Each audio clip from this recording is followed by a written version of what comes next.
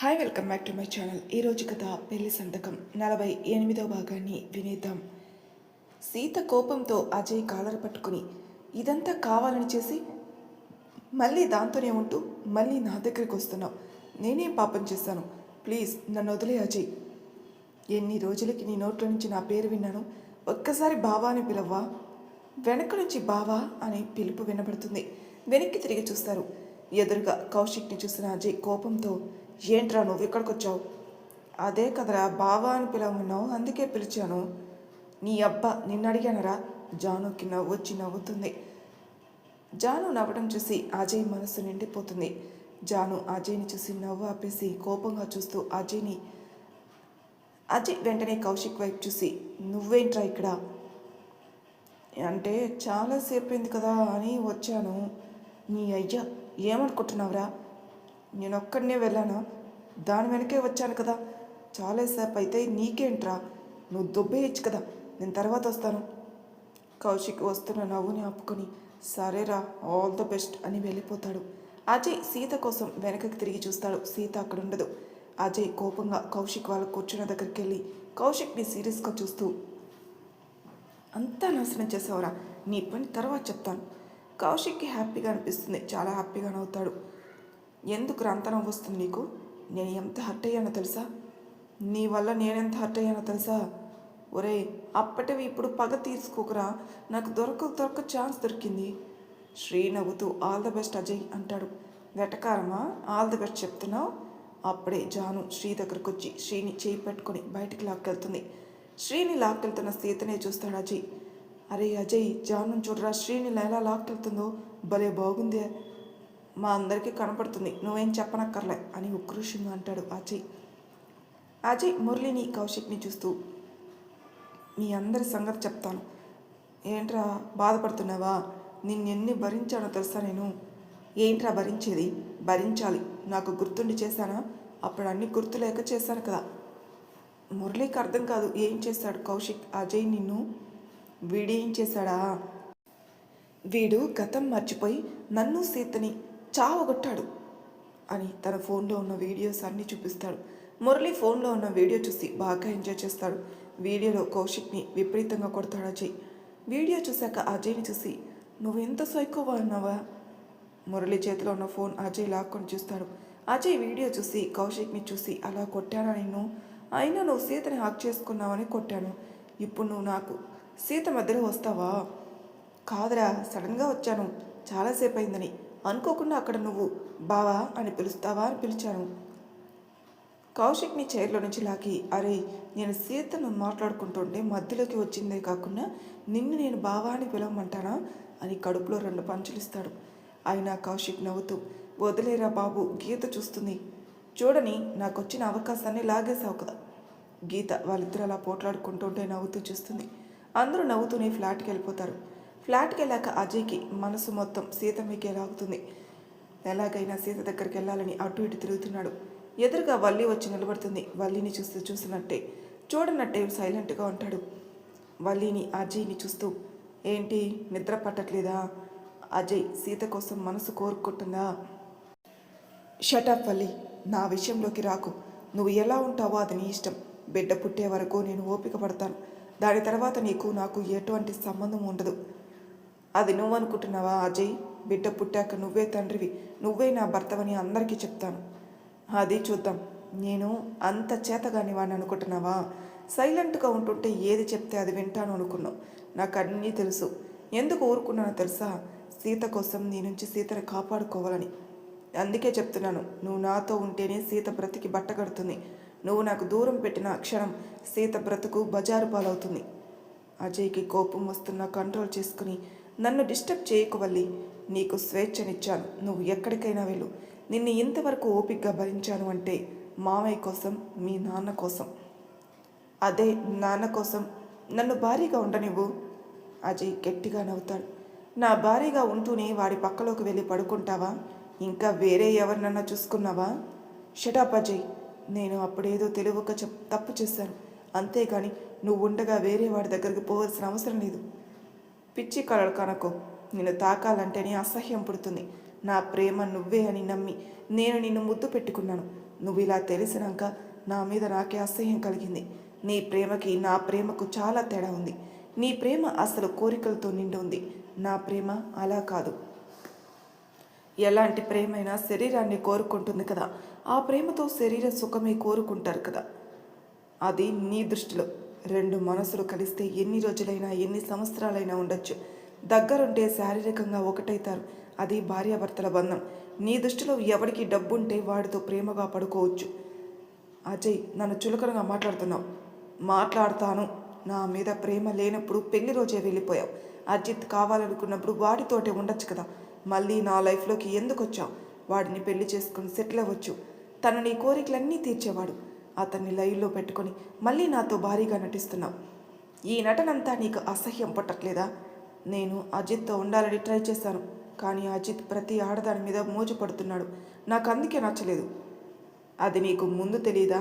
నాతో పెళ్లి వరకు వచ్చి నిన్ను కావాలనుకున్నాడంటే వాడు ఎలాంటి వాడో నీకు అర్థం కాలేదా? వాడు వెనకున్న డబ్బులు కావాలనుకున్నావు, వాడు నిన్ను కావాలనుకున్నాడు. ఇద్దరికీ సరిపోయింది. నాకు అజిత్ అవసరమే లేదు. నేను మీతోనే ఉంటాను. అజయ్ వల్లికి ఒక లుక్ ఇచ్చి సైలెంట్గా గదిలోకి వెళ్ళిపోతాడు. అజయ్ వెనకే వల్లి కూడా వెళ్తుంది. అజయ్ గదిలోకి వెళ్ళి పిల్లో తీసుకుని హాల్లో సోఫాలో పడుకుంటాడు. అజయ్ మనసంతా భారంగా ఉంటుంది. ఎందుకు ఇలా జరిగింది? నేను ఎందుకు తప్పు చేశాను? నా మనసు ఎవరిని కోరుతుందో తెలుసుకోలేకపోయాను. నేను ఎంతో ప్రేమగా చూసుకున్నాను. ప్రేమ లేని మనిషి దగ్గర ఎంత ప్రేమ చూపించినా ఆ విలువ తెలుసుకోలేదు. ఓయ్ సీత, సీత, నువ్వు ఎలాగైనా నా దగ్గరికి రావాలి. ఎలాగైనా తెచ్చుకుంటాను అనుకుంటాడు. జాను ఇంట్లోకి వెళ్ళాక హ్యాపీగా ఉంటుంది. రాగిని జానులో సంతోషం చూసేసరికి స్మితను చూస్తుంది.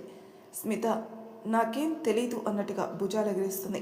రాగిని జానుని చూసి, ఏంటి జాను చాలా హ్యాపీగా ఉన్నావు?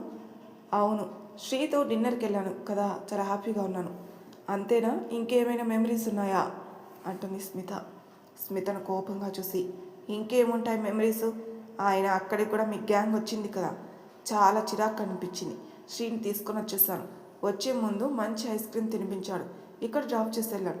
నేను ఈరోజు హ్యాపీగా పడుకుంటాను అని గదిలోకి వెళ్తుంది. స్మిత రాగిని ఇద్దరు నవ్వుకుంటారు. చాలాసేపటి వరకు స్మిత రాగిని మాట్లాడుకుంటారు. స్మితని అజయ్ గురించి అడుగుతుంది. తను కాలేజీలో చదివినప్పటి నుంచి ఇప్పటి వరకు మొత్తం స్మిత చెప్పేస్తుంది. స్మిత చెప్పిన స్టోరీ విని రాగిని కళ్ళల్లో నుంచి నీళ్ళు వస్తాయి. జాను లైఫ్లో ఎంత బాధాకరంగా ఉందా? అజయ్ జాను హస్బెండా? అవును రాగిని, అజయ్ జాను భార్యాభర్తలు. వాళ్ళు చాలా రోజుల నుంచి దూరంగా ఉంటున్నారు. సొంత అక్కని అలా చేసింది. ఇప్పుడు తన భర్తను వచ్చి ఉంటుంది. అలా చాలాసేపు మాట్లాడుకుంటుంటారు. సడన్గా స్మిత ఫోన్కి మెసేజ్ వస్తుంది. మెసేజ్ ఏంటో అని ఓపెన్ చేస్తుంది. ఈ టైంలో ఏంటని చెప్పి వెళ్ళి డోర్ తీస్తుంది. ఎదురుగా అజయ్ ఉంటాడు. రాగిని అయితే షాక్ అజయ్ని చూసి. ఈ టైంలో మన ఫ్లాట్కి ఏంటి అని. స్మిత అజయ్కి అడ్డుగా నిలబడి, ఏంటి ఈ టైంలో మా ఫ్లాట్లో? స్మితని తీసుకుని లోపలికి వచ్చి, నా మనసు మీ ఫ్లాట్లో ఉంది, అందుకే వచ్చాను. అబ్బో, మొన్నటి వరకు ఎక్కడుంది మీ మనసు? ఎక్కడెక్కడో తిరుగుతుంది. నీతో పాటు ఇక్కడికే వచ్చింది. మీరు పక్కకి జరిగితే నా మనసు దగ్గరికి వెళ్ళనిస్తారా? అలా ఎలా కుదురుతుంది? మా ఫ్లాట్లో ఉన్న వాళ్ళ దగ్గర నీ మనసేమీ లేదు. వాళ్ళు విసిరేస్తారు బయటికి. అజయ్ స్మితని ఊరినట్టుగా చూస్తాడు. రాగిని మాత్రం ప్రేక్షకులుగా చూస్తుంది. అజయ్ ఎంత సైలెంట్గా ఉంటాడు. ఈరోజు చాలా రొమాంటిక్గా కనిపిస్తున్నాడు రాగినికి. మీ ఇద్దరు మీ గదిలోకి వెళ్ళి పడుకోండి. నేను ఎక్కడికి వెళ్ళాలో తెలుసు కదా. మీరు వెళ్తే నేను వెళ్ళాలి. మీ ముందు వెళ్తే బాగోదు. స్మిత రాగిని ఇద్దరు నవ్వుకుంటూ వాళ్ళ గదిలోకి వెళ్తారు. అజయ్ మెల్లగా సీత ఉన్న గదిలోకి వెళ్తాడు. డోర్ క్లోజ్ చేసి సీత పడుకోవడం చూసి నవ్వుకుంటూ వెళ్ళి సీత పక్కనే పడుకొని సీత దుప్పట్లో దూరుతాడు. సీతకు మాత్రం నిద్రలో ఉంటుంది. తను హ్యాపీగా పడుకోవడం చూస్తాడు అజయ్. తన ఫేస్లో గ్లో చూసి సంతోషంతో నుదుటి మీద ముద్దు పెట్టుకుని తన మెడవంపుల్లో తలపెట్టుకుంటాడు. సీత కూడా అలాగే అజయ్ని తనకు తెలియకుండానే హక్ చేసుకుని పడుకుంటుంది. అజయ్ నవ్వుతూ తన రెస్పాండ్ అయ్యేసరికి హ్యాపీగా ఇంకాస్త గట్టిగా అదుముకుంటాడు తన గుండెల్లో. అజయ్ తన పెదాలతో ముద్దు పెడుతూ తన మీస కట్టుతో తనకి గిలిగింతలు పెడుతూ ఉంటాడు. సీతలో కొంచెం కదలిక వస్తుంది. తనని చూస్తూ చెంప నిమురుతూ, ఇంకా ఎన్ని రోజులే మనం ఇలా ఒంటరిగా ఉండాలి? ఎప్పుడు తెలుసుకుంటావు నా గురించి? నీ మనసులో ఉన్నది నేనేనని. ఎన్ని రోజులు నాకు దూరంగా బ్రతుకుతావు అని మనసులో అనుకుంటాడు. అజయ్ తన మనసులో అనుకున్నది సీత విని స్పందించి నవ్వుకుంటుంది. అజయ్కి సీత మనసు ఏంటో తెలుసు. తన మనసులో ఉంది తనే అని తెలుసు. అందుకే తన అంత దగ్గరగా ఉన్న తనలో ఎలాంటి వ్యతిరేకత లేదు. చాలా హాయిగా పడుకుంటుంది.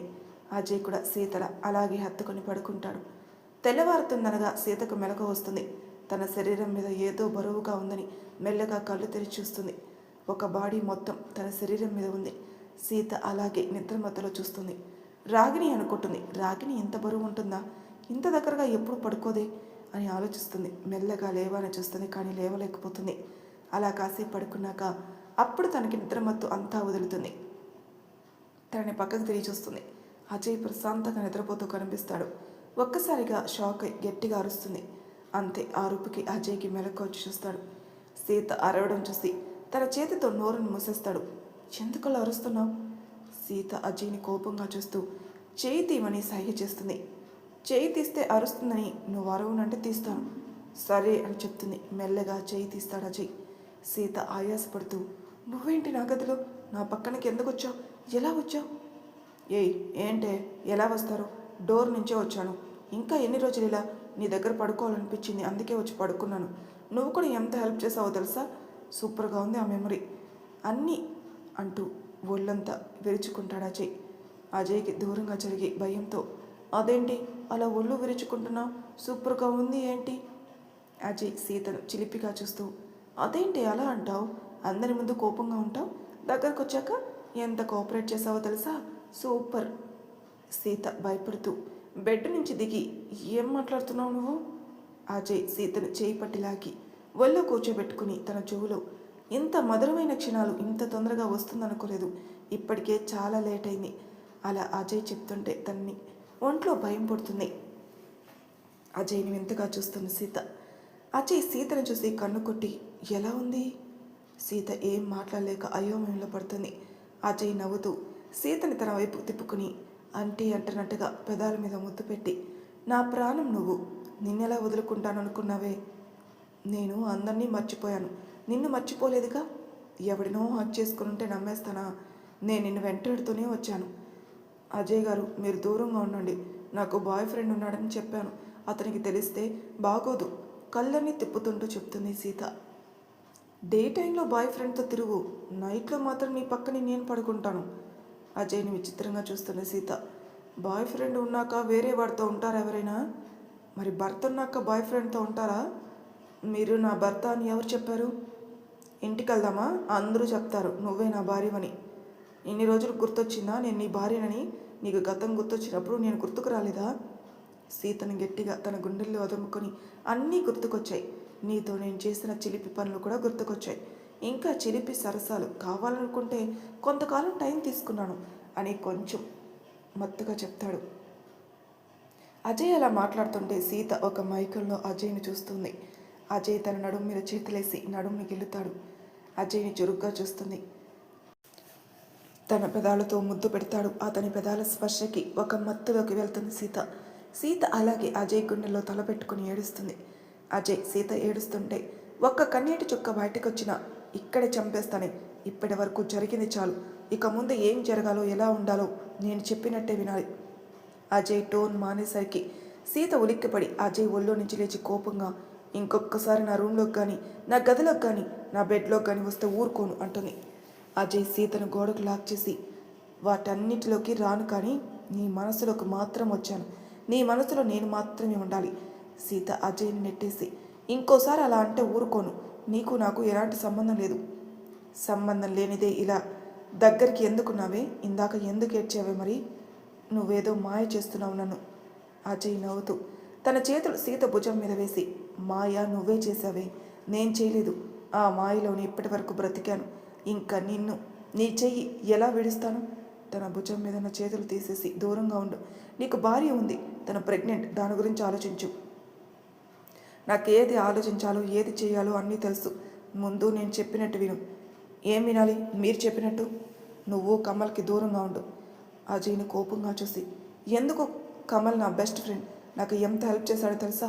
అతను మంచివాడు. కమల్ని అలా పొగుడుతుంటే కోపంతో సీత పెదాలు అందుకొని కొరుకుతాడు. సీత అబ్బా అని అరుస్తుంది. ఇలాగే ఉంటుంది నా రియాక్షన్, వాడి గురించి నా దగ్గర ఎత్తావంటే.